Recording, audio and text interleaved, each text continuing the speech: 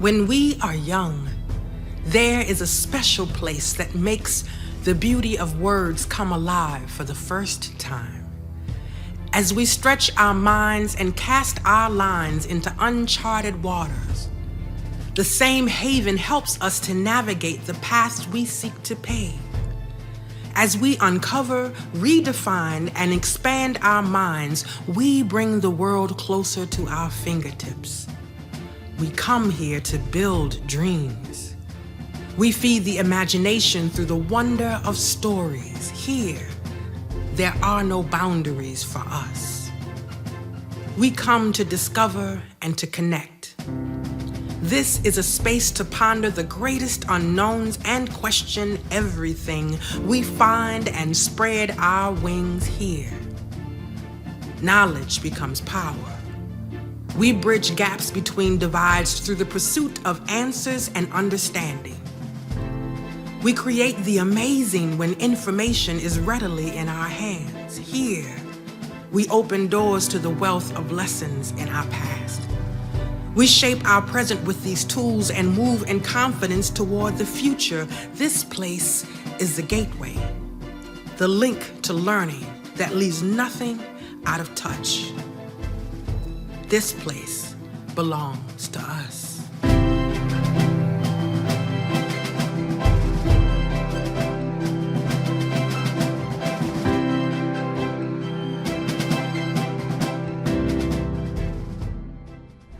Good afternoon. Thank you all for being here. We appreciate it so much.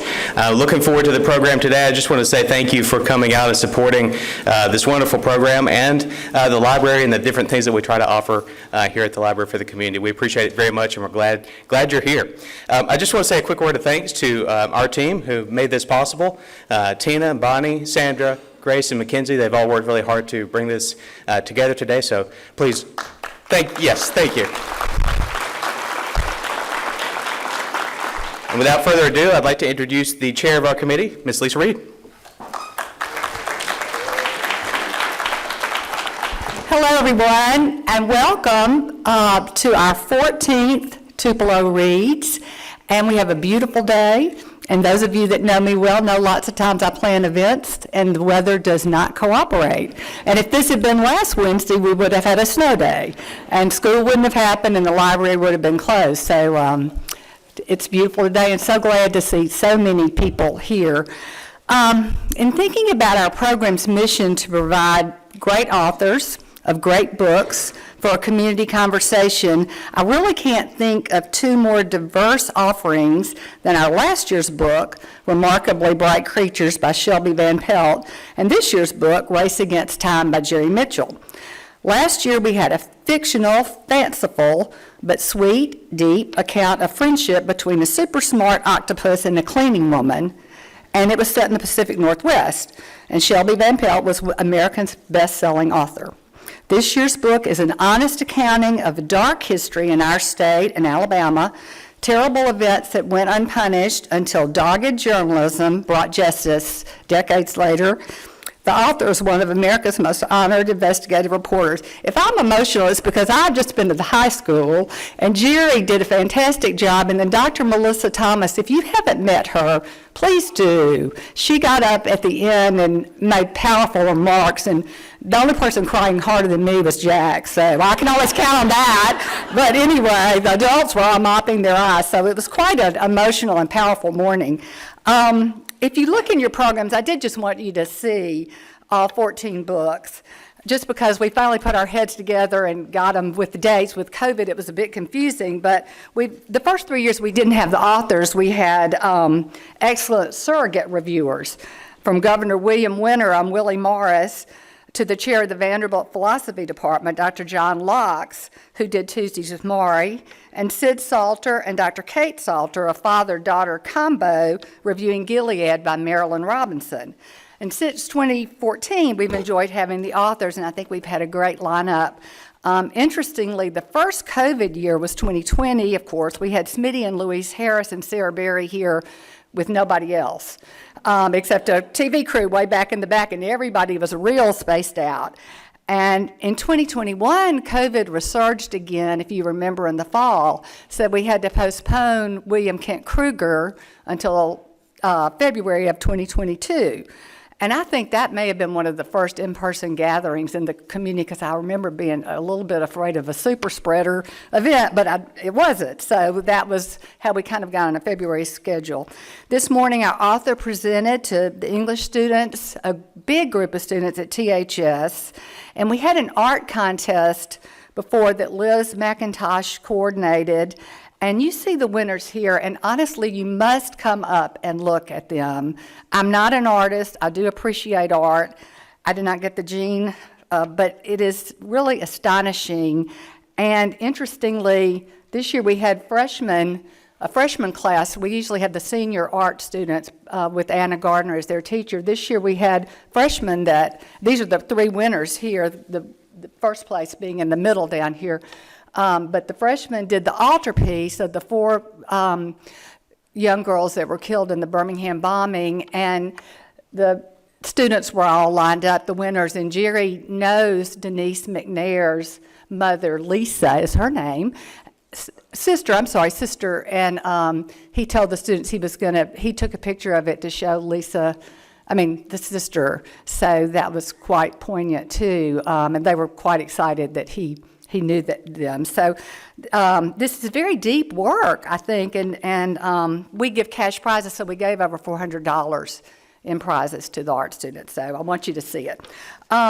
Several committee members this is the second year we've paired a children's book, I don't think I told you this, Jerry, with an adult book so that we could go into the elementary schools, and several committee members did that. We had a beautifully illustrated book of Martin Luther King's I Have a Dream speech. And so we went into several elementary schools and gave them that book, so that was nice to be part of that. You see our committee on the back of your program, and y'all stand up, or please stand up. I see two of you right there. And they do everything from planning the book, picking the book, to cooking for Jerry last night, to do the art show and reading in elementary school, so I really appreciate it. It's very much a team effort. It's possible to provide great talent like this to Tupelo through a grant from our city and partnerships with our library friends and Reed's Gumtree Bookstore. And we're also appreciative of the Joyner Family Endowment Fund and the Saturday Reading Club for their contributions. And these really help us do other things like give these cash prizes. So if you ever feel inspired, you too can make a contribution to Tupelo Reads through Create, and we would love that. So thanks to all who have. It's a great honor to have Jerry Mitchell here today. In 1989, when our book Race Against Time begins, Jerry was a court reporter for the Clarion Ledger. And he went to see the film Mississippi Burning, and then he was inspired to re-examine some of the most notorious and heinous killings of the civil rights era that had gone unsolved. If he had solved just one of these cases, he would be famous, but he solved four. His work helped put four Klansmen behind bars: Byron de la Beckwith for the 1963 murder of Medgar Evers, Imperial Wizard Sam Bowers for ordering firebombing of the home of Vernon Dahmer in 1966, Bobby Cherry for the 1963 bombing of the Birmingham church that killed 4 little girls, and Edgar Ray Killen for helping organize the 1964 killings of the 3 civil rights workers, which was the inspiration for Mississippi Burning. Pulitzer Prize winner Kathleen Parker said, "It's fair to say without Jerry Mitchell's dogged and often courageous reporting, many murders from the civil rights era would have remained unvindicated, locked forever in the vaults of regional amnesia." Jerry is a 2-time Pulitzer Prize finalist and a winner of the MacArthur Genius Award. After working 3 decades at the Clarion Ledger, he left in 2019 and founded the Mississippi Center for Investigative Reporting, which has now joined forces with Mississippi Today. And since 2022, he and his team have exposed the Rankin County Goon Squad, which I'm sure you are currently reading about, sheriffs who have ruled with no accountability, and 6 of these went to prison. As someone myself who grew up in Birmingham, and moved to Mississippi as an adult, the cases that are in our book are part of my growing up history, and I suspect that's true for many people out there. It's really hard to believe these cold-blooded murders happened now, and that so many people were complicit or at least silent. We owe a huge debt to our speaker for pursuing justice and risking his own life to do so. And not to make light, but in the book, when Jerry decides to go see Byron de la Beckwith, I felt like I do in horror movies, when you're not wanting the main character to go up to the spooky attic, you're going, don't go up there, or go down to that basement, they always make bad decisions and go. And I was going, don't go to his house. But he did, and we thank you for courageously persisting in spite of personal threats. David Halberstam called Jerry Mitchell the most distinguished investigative reporter in the entire country, and he said, I simply marvel at what he has done. Please help me welcome a Mississippi hero, Jerry Mitchell.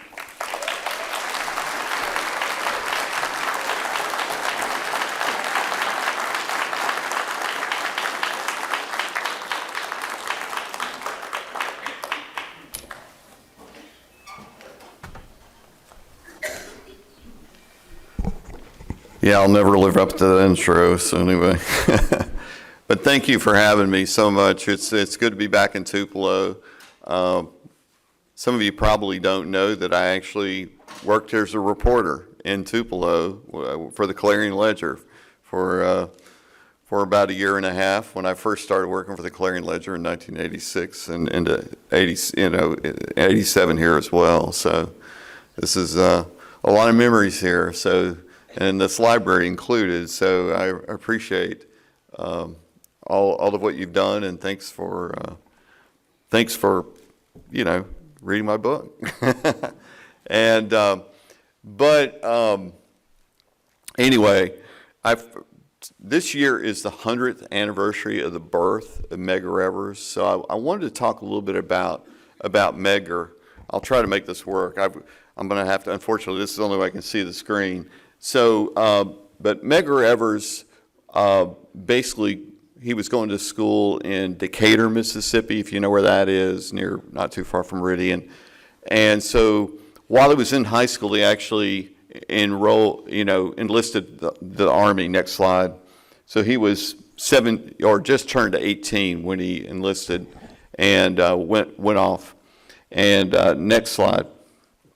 So he was actually a part of the soldiers who went and fought in Normandy. Obviously we remember D-Day, but it was much longer than that. It was a whole series of not just weeks but months where they were battling the Nazis.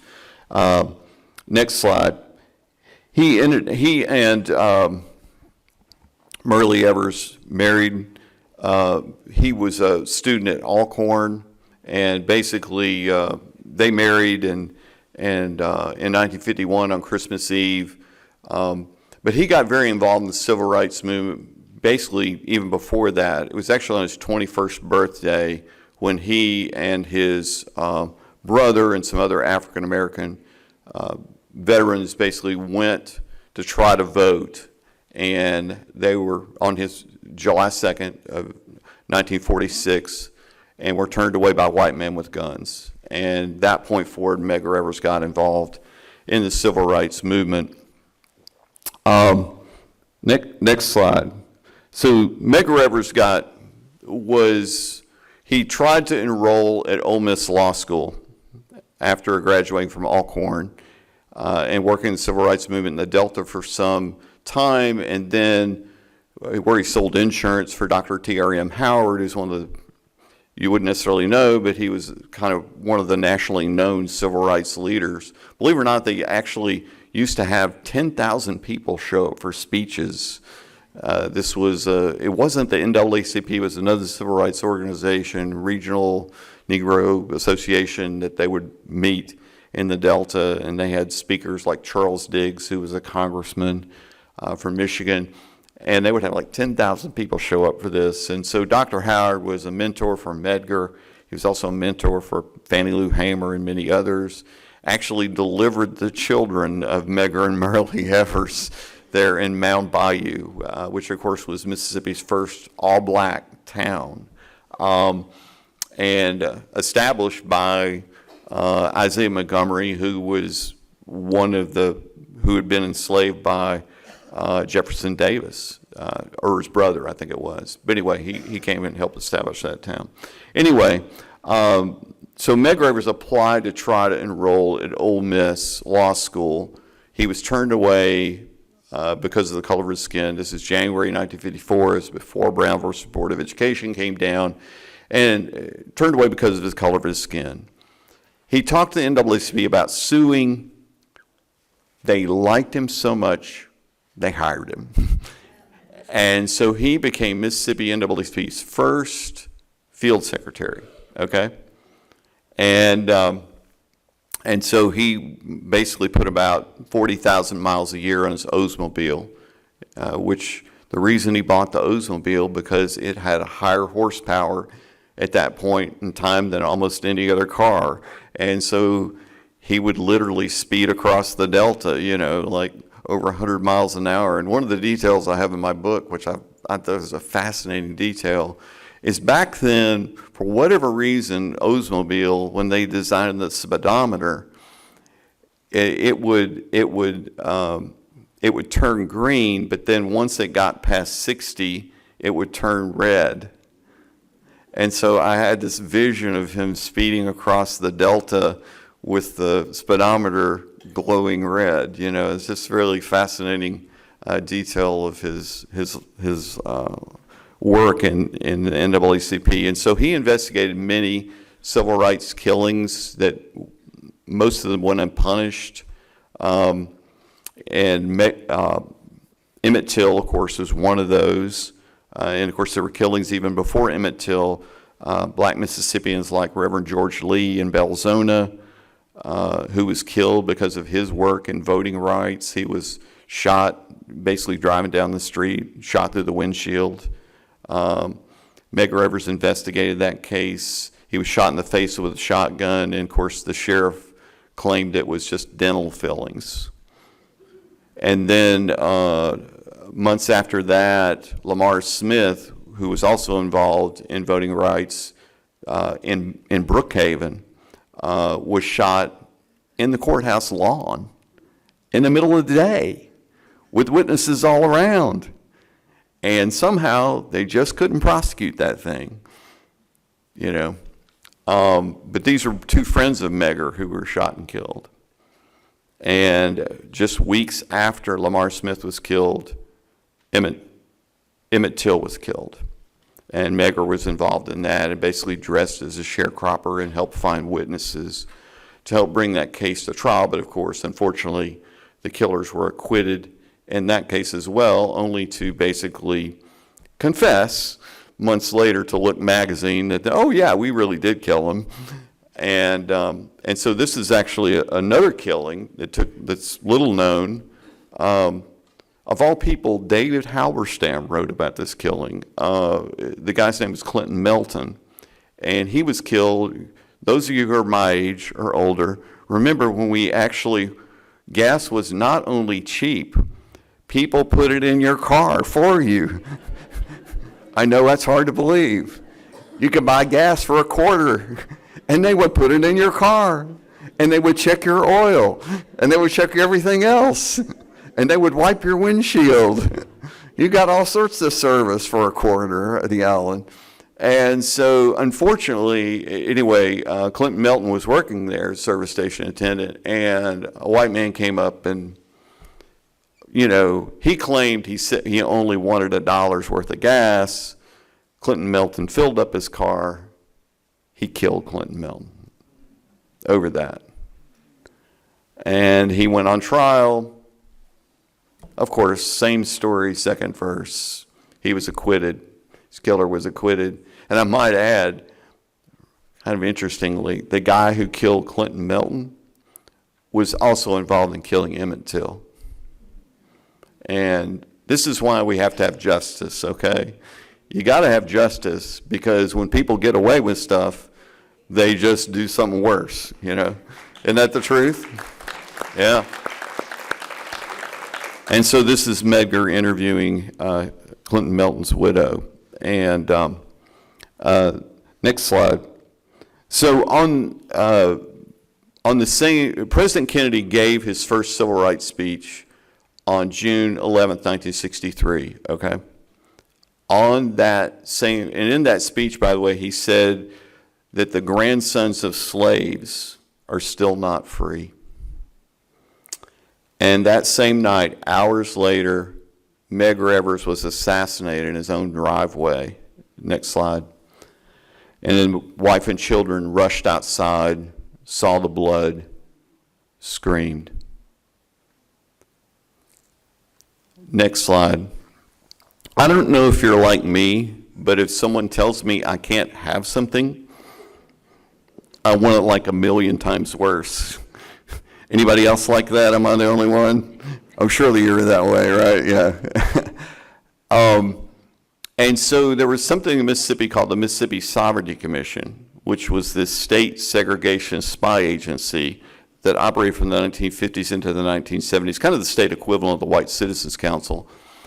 And so it operated, and all those records, the Mississippi legislature voted in 1977 to seal all those records for 50 years. I'm talking about more than 183,000 pages of records.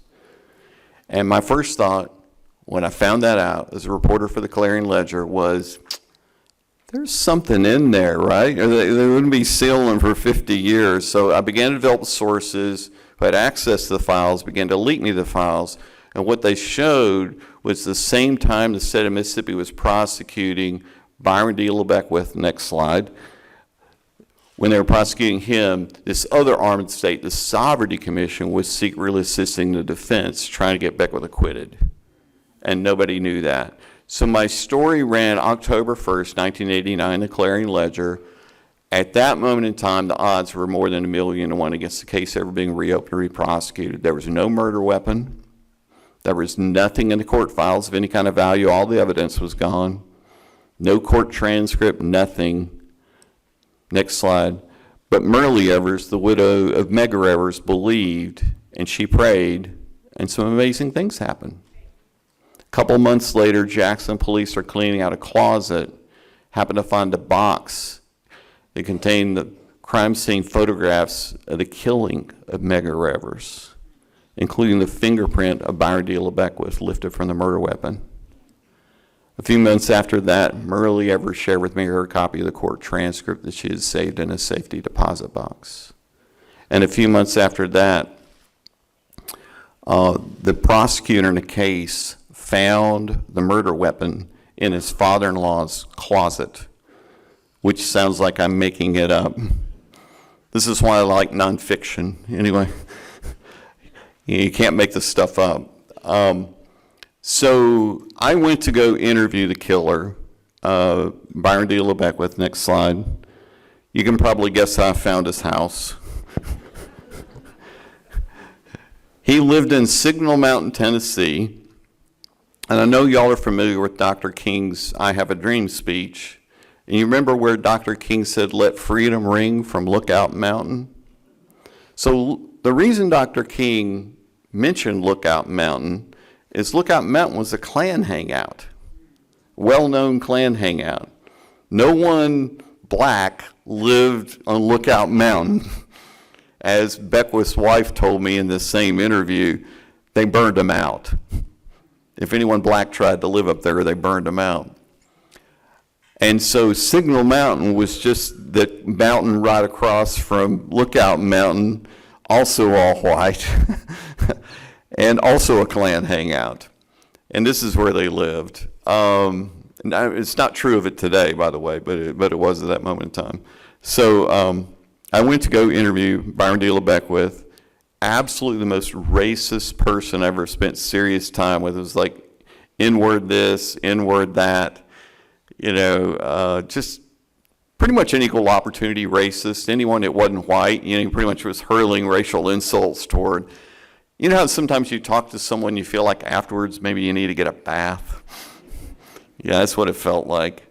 So anyway, we're talking, and I'll mention this detail because I think it's too good of a detail not to mention. So at some point, his wife brings him something to drink, and it looks like orange soda. Only when I looked at it more closely, it was like bubbling furiously like some kind of mad scientist potion. And I'm like, what's that? And he explained to me it was orange soda, but it was combined with food-grade hydrogen peroxide. Oh, yeah. So I'm like, what have I got? What am I doing here, all right? And so we talked for about 6 hours. He was a part of what's called Christian identity. And I hate the name Christian is in front of that, but they're very racist. It's a white supremacist religion. They believe Adam and Eve were white people, and all the other non-whites are mud people, and they were created on the sixth day, and they're like animals and have souls, and it's just ridiculous. I talk a little bit about in the book. Believe me, you can read plenty more. Anyway, so by now, when I'm done talking to him, it's dark. He insisted on like walking me out to the car. And I'm like, really? That's okay. And so he walked me out to the car. Anyway, he gets me out there, says, if you write positive things about white Caucasian Christians, God will bless you. If you write negative things about white Caucasian Christians, God will punish you. If God does not punish you directly, several individuals will do it for him. So his wife had made me a sandwich.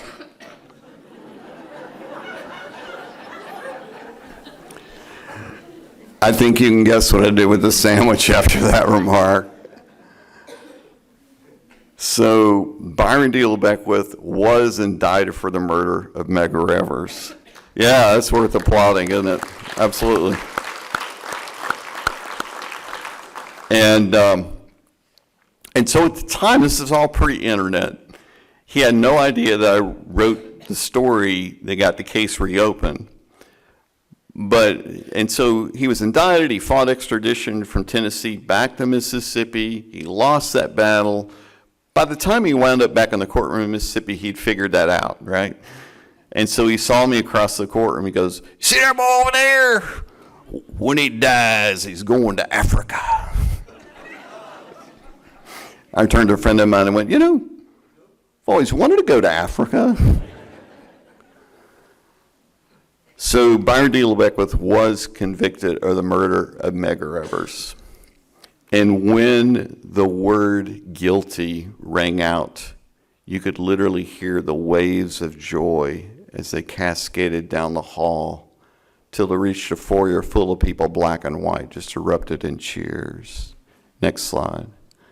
And Myrlie Evers and her daughter, Rena, cheered as well.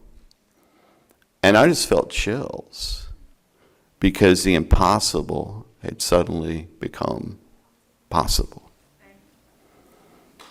Yeah, absolutely. And I thought of this words of Solomon. Next slide. When justice comes, brings joy to those who do right, and terror to the evildoers. I like that. I like that verse. Don't you guys? Isn't that a great verse? Because God loves justice, and God loves truth, and it's why I do what I do. Next slide. So this is a photograph of Ellie Damer. She's holding a photograph of her late husband, Vernon Damer, from Hattiesburg, near Hattiesburg, Mississippi. So, by the way, she's just celebrated her 99th birthday, by the way. Isn't that wonderful? So I'm hoping, yeah, absolutely. Lord willing, I want to be there for her 100th, so I hope it all works out. And still of sound mind, by the way, and doing great. And so, anyway, next slide. So her husband, Vernon Damer, was a farmer, businessman, NAACP leader, I mean, when you joined the NAACP back during World War II, it was potentially a death sentence in Mississippi, and that's what he did. And so he was a part of the NAACP for a long time, very good friends with Medgar. And in fact, when Medgar was killed, he and his wife used to sleep in shifts, watching just to make sure no one came. Can you imagine that? Can you imagine having to sleep in shifts? And they did it for years. And then America passed the Voting Rights Act, and they felt safe. And so Vernon Dahmer was very involved in voting rights, totally dedicated to that as part of what he did. And the Klan didn't like that. Attacked him and his family in the middle of the night, January 10th, 1966, set their house on fire, began firing their guns into the house. Vernon Dahmer woke up, grabbed his loaded shotgun by the side of his bed, which he always kept there, ran to the front of the house, began firing back at the Klansmen so that his family could escape safely out a back window. Unfortunately, the flames of the fire seared his lungs, and he died later that day. A few weeks later in the mail came his voter registration card. He fought his whole life for the right of all Americans to be able to vote, never been able to cast a ballot himself. The guy who, let me say this about his family. By the way, incredible family. I mean, if we had more families like the Dahmer family and the Evers family, what a great country this would be. I'm just telling you, absolutely. We need to applaud them. And this will illustrate that. So Vernon Dahmer, at the time he was killed, he had 4 sons in the armed forces. In fact, 6 of his 7 sons served a total of 78 years in our military. And next slide. This is what they came home to. Kind of a bit, if you happen to go to the Civil Rights Museum in Jackson, this photograph is featured very prominently. A bit of trivia, this photograph, by the way, was taken, you see the 4 little girls down here? This photograph was taken by the father of Denise McNair. So this was actually taken by him. So fast forward, the Dahmer family reaches, the guy who ordered the killing, show the next slide, is this guy whose name is Sam Bowers, the head of the White Knights of the KKK, responsible for at least 10 killings here in Mississippi, probably more, but at least 10. And so Bowers has been tried in this case, but never been convicted. So shortly after Beckwith was indicted, the Dahmer family reached out to me and wanted to meet with me. So I drove down to Hattiesburg, met with them, and they kind of told me what all happened, showed me where all this happened, met with them. And after they met with me, they met with the district attorney, who acted somewhat, he seemed enthusiastic, and he reopened the case, but pretty quickly got cold feet.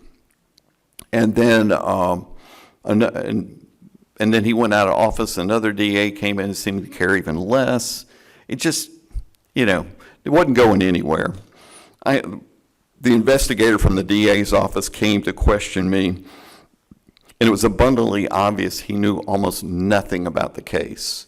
So you can see why I was so discouraged anything would happen. So I got an opportunity to go to grad school at Ohio State to get my master's. They're going to pay all the tuition, pay me on top of that. Great deal. I wanted to have my master's. So here I am in Ohio. In the spring of 1997, I get a telephone call from this guy who said he had information on the Vernon Dahmer case and wanted to meet with me. So I'm like, okay. So I flew back to Mississippi, met him, and it was him, a buddy of his, 2 sons of Vernon Dahmer, and me at a kind of, wasn't a seedy motel, but you could smell the chlorine from the room where we were sitting. But anyway, he proceeded to tell me, it turns out his name was Bob Stringer. He was a recovering gambling addict, okay? So if you know anything about the 12 steps, one of the steps is to make amends for the bad stuff you've done in the past. And as a kid, guess who he worked for? Sam Bowers. In fact, he had overheard Sam Bowers give the orders to kill Vernon Dahmer. So he met with us, then he met with the district attorney, who then reopened the case in earnest. The guy who'd been the key witness, next slide, in the cases, the few cases that were actually prosecuted in the 1960s in this case, was a guy named Billy Roy Pitts. Billy Roy Pitts was involved in the killing of Vernon Dahmer, dropped his gun, got caught, pleaded guilty to murder, got a life sentence for that, pleaded guilty to federal time, got 5 years for that. And unfortunately, in Mississippi at that time, it was a joke. The people who actually were convicted, one of them was convicted of arson. The governor pardoned him. One of them was convicted of murder. The governor released him on work release. You get the picture. So I was trying to research exactly how much time Billy Roy Pitts had done. I couldn't find a record of his state time, but someone told me that he went into the federal, rather than that, he went into the Federal Witness Protection Program. So now I'm talking to an archivist at the Federal Bureau of Prisons in Washington. She pulled his file, and I said, well, how much time do you actually serve? I know you got a 5-year sentence. How much time do you actually serve in prison? She said 3.5 years. And I said, okay. Now, I understand he left federal prison and went into the Witness Protection Program. And she said, that's impossible. I was like, what? She said, there was no Witness Protection Program back then. So what this meant is Billy Roy Pitts had never served a single day of his life sentence. Not one day. Kind of a big oversight. So I didn't know if he was alive or dead or where he was, but this was now the early days of the internet. And there was a website I knew about. Most of them, almost all of them, you had to have a city and state where the person lived. Well, I didn't know that. But there was one that you didn't have to do that. And so I typed his name in, up it popped. Billy Roy Pitts had his address, Denham Springs, Louisiana, his telephone number, so I called him. First 20 minutes of the conversation went like this. How'd you find me? How'd you find me? I'm like, it's on the internet. The internet, I can list the telephone number. I'm like, have to take it up with them. So as a result of my story that he never served a single day of his life sentence, Mississippi authorities issued a warrant for his arrest. He didn't like that. In fact, he ran. And while he was on the run, he sent me this audio cassette in the mail. I got it and I played it, and this is how it began. Jerry, I just thought I'd let you know you've ruined my life. But I promise if I talk to anybody, I'd talk to you. So here's this tape, and on this tape he proceeds to tell me all about his involvement in killing Vernon Dahmer, all about his involvement in all this other Klan violence. So shortly after this, he turned himself into authorities, and this now leads to, next slide, the arrest of Sam Bowers. This is May 1998 in Hattiesburg. Also arrested with Sam Bowers was a guy by the name of Devers Nix. And Devers was the head of, and I swear I'm not making this up, the Klan Bureau of Investigation. Next slide. And this is what he looked like being wheeled into the courtroom, and the family wheels him up in front of the judge, and he's like, I can't take more than a couple steps without needing oxygen, Judge. Judge is like, well, I normally don't do this, but I'm going to let you out without bond. A dozen days later, this is like a reporter's dream. Next slide. This is where we caught him.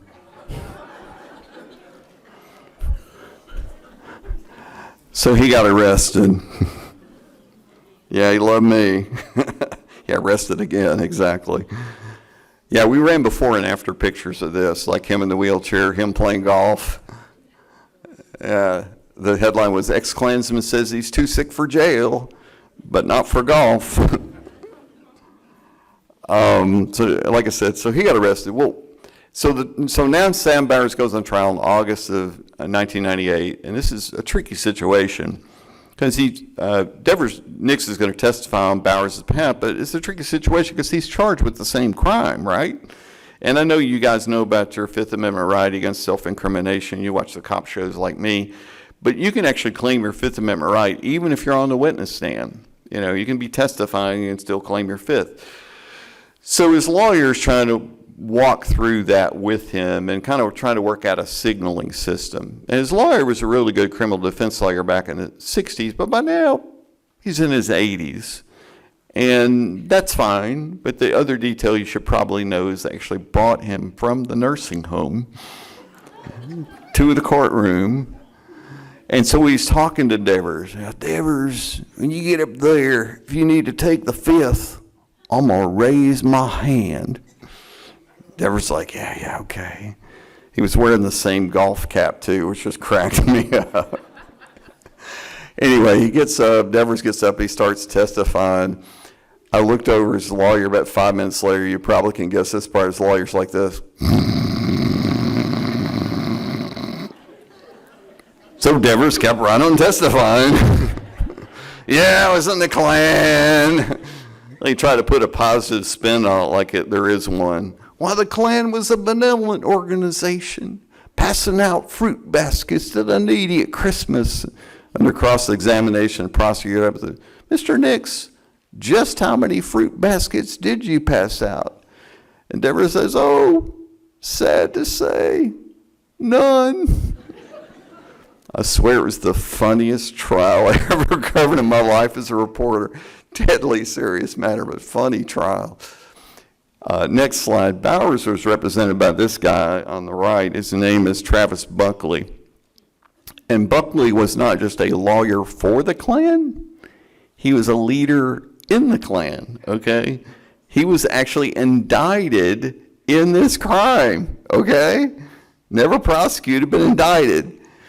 So the prosecution's kind of laying out their case. Billy Ray Pitts, they're having him tell about, what all they did and where all they went. And he described a planning meeting that took place prior to the attack on Bernard Damer's family. And so the prosecutor's like, who all was there? And Pitts starts naming everybody off. I was there. Sam Bowers was there. Devers Nix was there. Travis Buckley was there. And I looked over at Buckley and just no reaction, right? None. And then the court reporter says, what were those names again? And so it goes back through them. Billy Ray Pitts, Sam Bowers, Devers Nix, Travis Buckley. Well, now Buckley shoots up like a rocket. Objection, Your Honor. Yeah, I've covered a lot of trials in my life. The only trial I ever covered where a witness implicated the defense lawyer himself in the case. So, next slide. Sam Bowers was convicted August 21st, 1998, and sentenced to life in prison, just like Byron Dealer back with. Yeah, that's worth applauding as well. So the next case I got involved with, we just decided, the editors and I just sat down and said, what else do we want to write about? And what other cases are being looked at? Well, they were looking at this case. FBI was. This is a photograph of the Birmingham church bombing. Next slide. And of course, the 4 little girls who were killed in that bombing.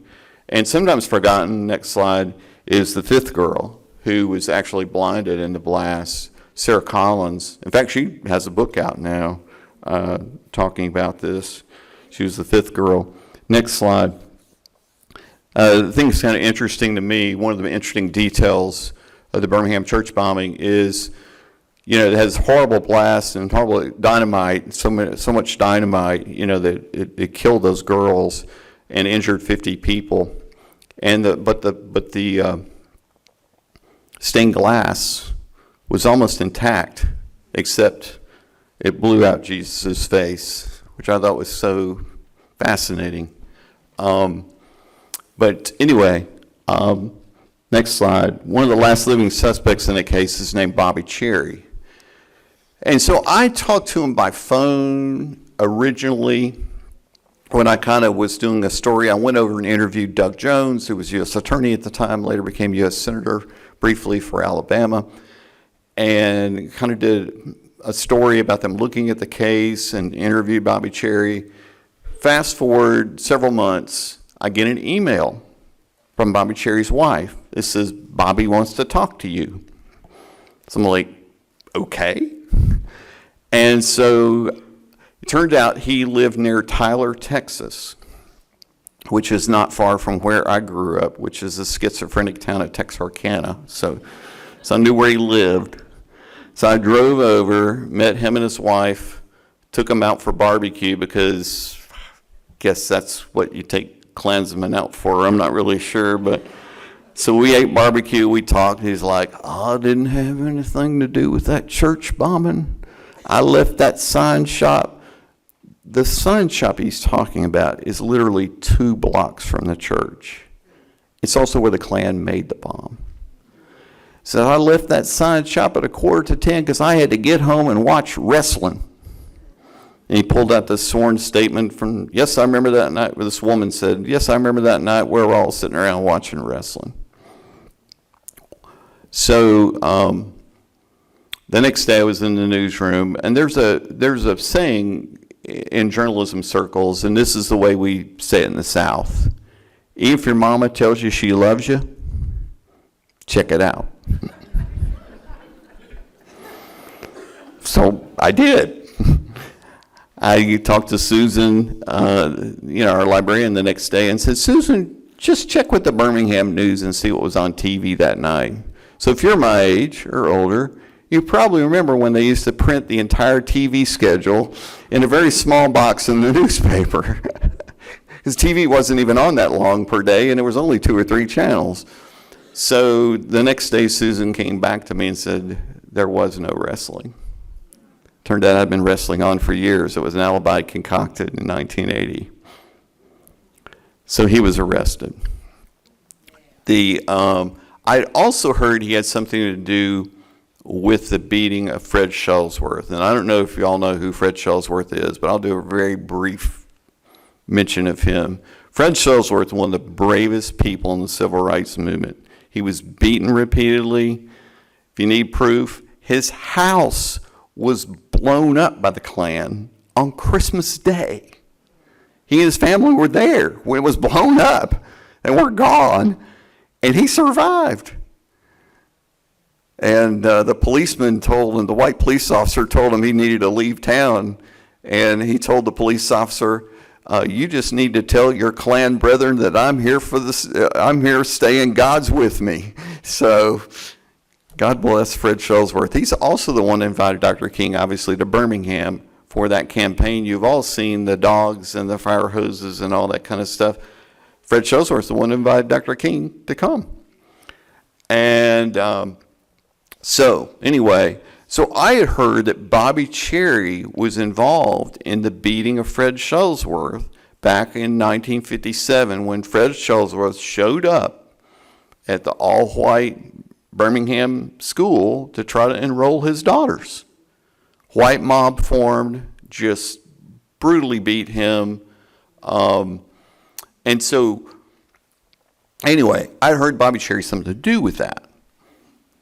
And so, anyway, fast forward, because I'm writing about these cases, suddenly publishers start sending me these books, which is great. I'm getting free books. I'm all for that. And I, one day in the mail, get a big, thick biography of Fred Shellsworth. And so I'm like, I don't know if you're like me, but the first thing I do when I get a big, thick book, look at the pictures. So I'm flipping through the pictures, looking through the pictures, and there's a picture of the beating of Fred Shellsworth that I heard Bobby Cherry had something to do with. And Bobby Cherry denied it when I asked him about it, but anyway, so I'm looking at the picture, and I can't really make anybody out. It's a real distant shot. So I contacted the author. I said, hey, there any other pictures of the beating of Fred Shellsworth? He goes, oh, yeah. Says, there's the footage of it. And so he pointed me to this old CBS documentary, which I managed to get from CBS News, and I played it. But here was my problem. I could see this now. I could see, the attack and clearly the people who are involved. But I had no idea what Bobby Cherry looked like in 1957. I knew what he looked like right now, but I didn't know what he looked like in 57. So, next slide, I'll show you. So this is just a frame from that documentary, Who Speaks for Birmingham.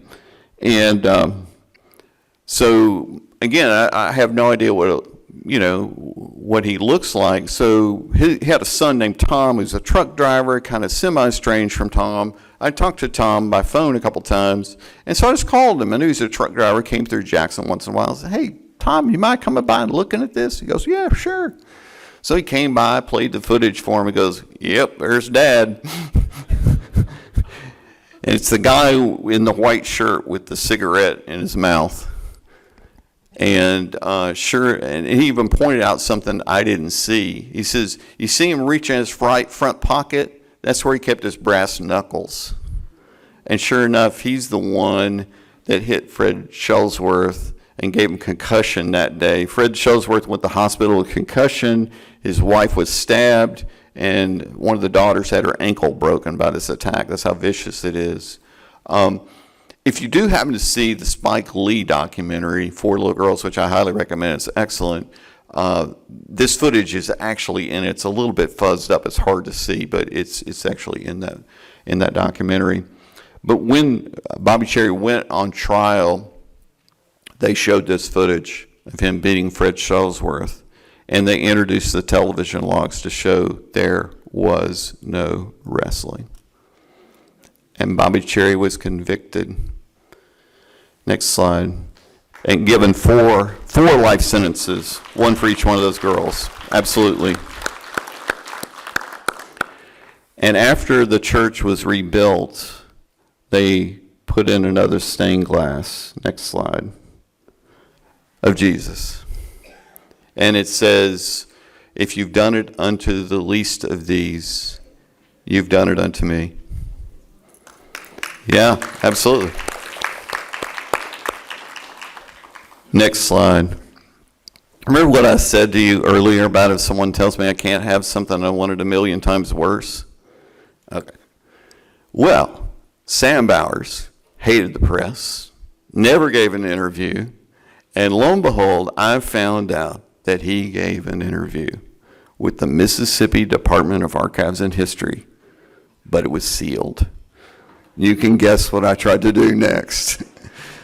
So I eventually was able to get a copy of that interview in my hands. Actually, it was an investigator for the Attorney General's office. They'd gotten a copy during the Damer case and let me read it. Let me come over to his office and read it. And in the interview, he talked about what's called the Mississippi burning case. Remember the 3 civil rights workers who were killed? Mickey Schwerner, Andy Goodman, James Chaney, who's from Mississippi. He's from Meridian, African American. And Mickey and Andy were both from New York and came down for the civil rights movement. Andy was a part of what's called Freedom Summer, and that's where the college students came from, from north, from the west, and joined in the civil rights movement. And there are lots of good documentaries on all these things if you want to talk later about which ones to watch. Freedom Summer is one that was on PBS, so it's excellent. And so, anyway, they came to investigate the burning of a black church in Neshoba County, and basically where members were beaten. We had reference from that earlier about Bud Cole, and he was severely beaten by the Klan, and they burned the church. And like I said, these 3 young men came to investigate, and the Klan, of course, arrested them. The deputy, who was a Klansman, named Cecil Price, arrested them, put them in jail, and then released them, of course, at night into the hands of the waiting Klansmen who killed them and buried their bodies 15 feet down in an earthen dam. Really a miracle they were ever found. It's just an incredible story. And hopefully I've captured at least some of that story in my book about how that finally was found out, including kind of a relatively, despite the fact I've written about it, little unknown story nationally, which is the fact that the way that the FBI found out where the bodies were buried was because of a Mississippi Highway patrolman. Yeah. And so anyway, that's all in the book. But Maynard King was the guy's name, by the way. And so he's kind of an unsung hero in that case. No one knew he did that. But Bowers in this case, talking about the case, Bowers, there was nobody was tried for murder, but there was a federal trial in 1967 in Meridian, and 18 Klansmen went on trial.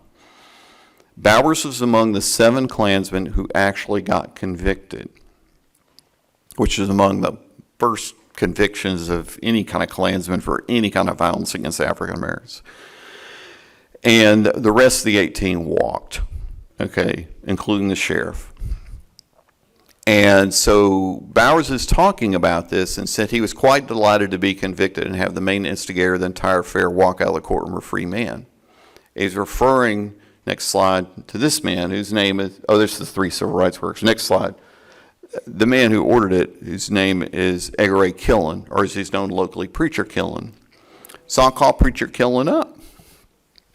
We talked for quite a while, and finally at some point he said, there's some guy in Jackson just keeps stirring things up, and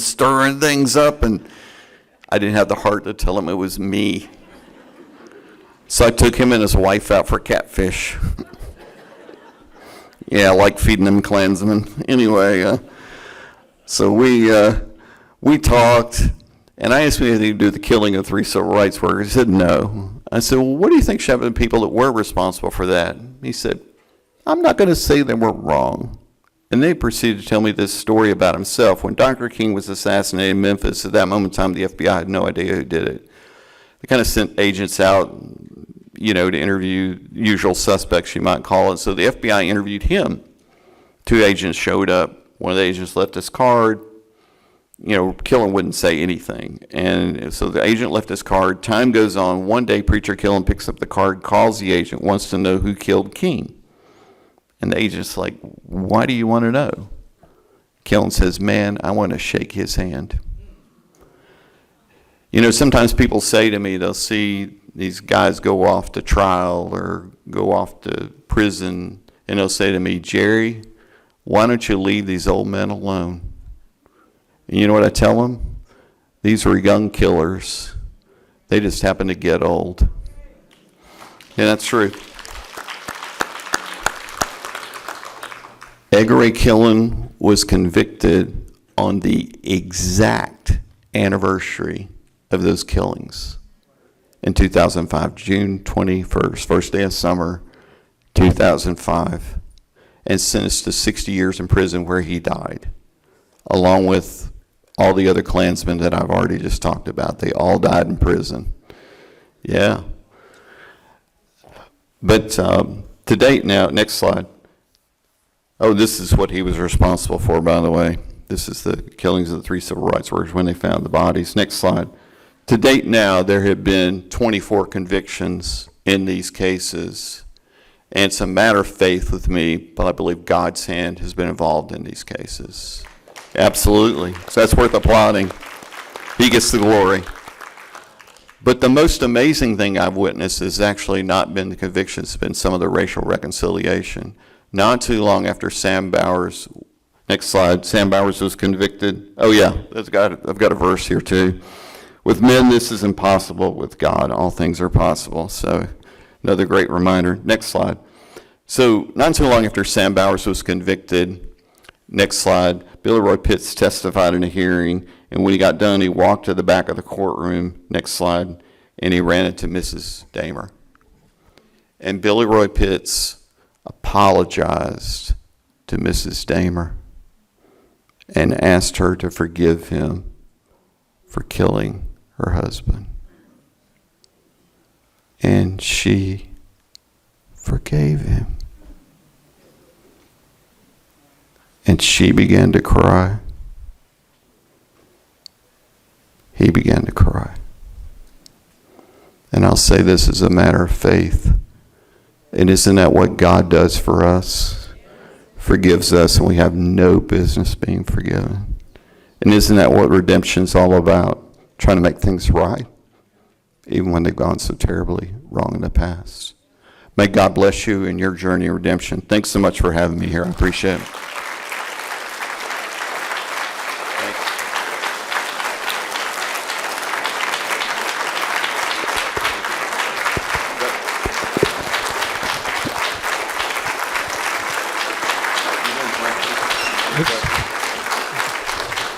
I think he's taking questions, Well, so. Philip said it, I know it's 1 o'clock, but if those of you need to run out, but I thought, but we always have questions at these things, and I think we have time for a few.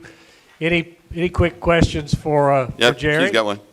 What was it like working at the newspaper, knowing their history? Yeah. Well, she's asking me, what was it like working at the Clarion Ledger, given the racist history of the paper? I have to explain. So this is all I knew about the Clarion Ledger when I got there. I'm not from Mississippi originally. I didn't know that. I did not know that. In fact, I was shocked to find out the paper's racist history. All I knew is the Clarion Ledger won a Pulitzer in 1983 for education reform. So, yeah, I didn't know that. So, yeah, I was shocked. The more I found out, the more I was shocked. And then the Sovereignty Commission records talked about the Clarion Ledger and their complicity in some of this stuff. It was awful. And so when we got the Sovereignty Commission records, actually one of the things I said was, we have to do a story on ourselves. And so to the editor's credit, they let me do that. I just basically said, we've got to do a story. It's obvious. Like the Sovereignty Commission people were letting the Clarion Ledger and Jackson Daily News have those records. And they were smearing civil rights workers and trying to run people out of the state. It was awful. So I knew none of that when I first started. But great question. Yeah. Jerry, one question. We got at least one of the people in the audience is mentioned in your book. Judge Mike Mills is. Oh yeah. Judge Mills is here. You want to take I'll mention real quick about explain him. that part of your book. Yeah. Well, Judge Mills was on the Mississippi Supreme Court that upheld Mr. Beckwith's conviction, which basically paved the way for all these other convictions. So, anyway, and if you're so inclined, you should read his opinion because it's excellent. I mean no offense in saying this, Judge, but most judges are not very literary. You said literary, not literate. Yeah, literary. I don't mean literate. But it is. It's incredibly well written, just poetic, and the writing. So yeah, I appreciate it. Yes, ma'am. I'm looking at the state of the nation now. Under this administration, everything that you fought for in the 60s, the president... Talking about presidential administration? Yes. Yeah. Given the state of the nation now, how do we address the racism that still exists and that they're still tearing down everything that you fought for and we fought for? Yeah. How do we begin to address that? Can you give us a little insight? Well, I don't pretend to have an answer for everything. I'll be the first to say that. I think that I think of, in terms of what I do as a journalist, and for all of us, we have to stand for truth, right? And think of it from a faith perspective, okay? God loves truth and God loves justice. And we got to have truth in order to have justice, right? Murley ever said, we keep repeating our history because we don't know our history. And so I think that's part of what we've got to do is tell the truth. It's so easy not to tell the truth because lying is very popular. Am I telling the truth in saying that lying is very popular? And so that's why you've got to do what you do. It's got to be all about truth. It's not about whether someone's side wins or not. It's not about whether one side is more powerful or not, or whether they can exert that power in a strong way. It should be about truth. You have to have truth to have justice, but here's the other part of that. Even if you can't get justice, you can still have the truth. And the good news about truth, it means God is with you. And that's how we can endure and persevere, in my opinion. And again, I'm a person of faith, so. I know that some of you, many of you, want to meet Jerry, and Yeah, we you still may have want- yeah. books for We'll wrap up, sale, so. and just if you just want to say hello, he's going to be here at the left. I'll be here, so But I won't run away. Jerry, I just want to say, speaking for all of us, that I've had a chance to meet some of my heroes. I got to meet Roberto Clemente once in the lobby of a hotel in St. Louis when they were playing the Cardinals. And I've had other heroes, famous and non-famous, I've gotten to meet. But I think we all can say we are the presence of a Mississippi and an American hero. And thank you so much.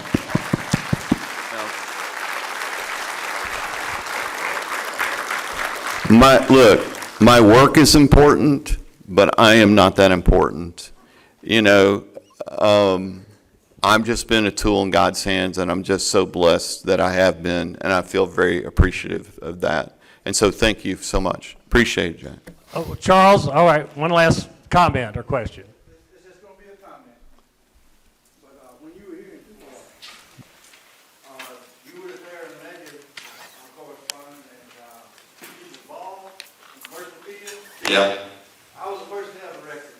Yeah, there you go. And at the time, you know, we had some great talks.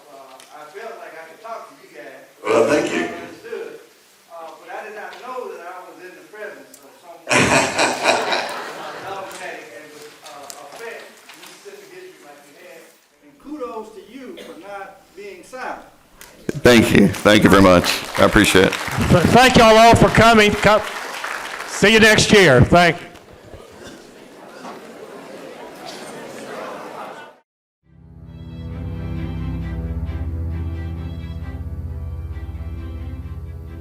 When we are young, there is a special place that makes the beauty of words come alive for the first time. As we stretch our minds and cast our lines into uncharted waters, the same haven helps us to navigate the paths we seek to pave. As we uncover, redefine, and expand our minds, we bring the world closer to our fingertips. We come here to build dreams. We feed the imagination through the wonder of stories. Here, there are no boundaries for us. We come to discover and to connect.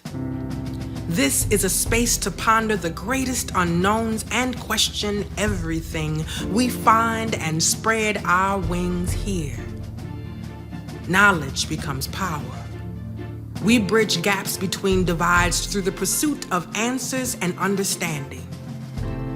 We create the amazing when information is readily in our hands. Here, we open doors to the wealth of lessons in our past.